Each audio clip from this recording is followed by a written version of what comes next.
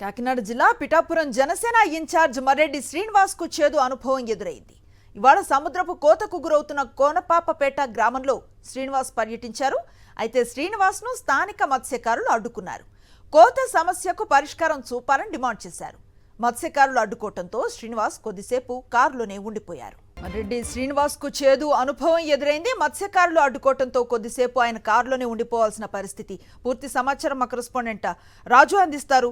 రాజు, కలిసి పిఠాపురం నియోజకవర్గ ఇన్ఛార్జ్ ఎవరైతే ఉన్నారో జనసేన నేత మర్రెడ్డి శ్రీనివాస్ కు ఊహించిన పరిణామం ఎదురైందని చెప్పుకోవచ్చు. ప్రధానంగా గత కొద్ది రోజులుగా ఏదైతే అల్పపీడన ప్రభావంతో ఈ కొత్తపల్లి మండలంలోని ఉప్పాడ, మాయాపట్నం, కోనంపేట ఈ గ్రామాలు పూర్తిగా సముద్ర కోతకు గురవుతున్న పరిస్థితి అయితే ఉంది. మత్స్యకారుల పూరిలతో పాటుగా అక్కడ ఉన్నటువంటి చెట్లన్నీ కూడా సముద్ర గర్భంలో కలిసిపోతున్న పరిస్థితి. ఈ నేపథ్యంలోనే ఆ ప్రాంతాన్ని సందర్శించేందుకు మర్రెడ్డి శ్రీనివాస్ కొద్దిసేపటి కిందట కోనపాపపేట గ్రామాన్ని సందర్శించారు. ఇదే సమయంలో అక్కడ ఉన్నటువంటి మత్స్యకారులు పెద్ద ఎత్తున ఆయన్ని అడ్డుకోవడం జరిగింది.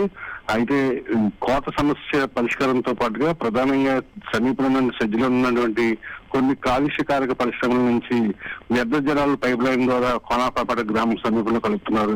ఈ రెండు సమస్యలు కూడా పరిష్కారం చూపాలని చెప్పి పెద్ద ఎత్తున మత్స్యకారులందరూ కూడా మర్రెడ్డి శ్రీనివాస్ గారిని చుట్టుముట్టడం జరిగింది. ముందుకు కలవద్దు, సమస్యకు పరిష్కారం చూపండి అని చెప్పడం జరిగింది. గత ఎన్నికల ముందు కూడా పవన్ కళ్యాణ్ తన ఎమ్మెల్యే గెలిస్తే ఉప్పాడ తీర ప్రాంతంలోనే రక్షణ గోడ నిర్మిస్తారని చెప్పి హామీ కూడా ఇవ్వడం జరిగింది.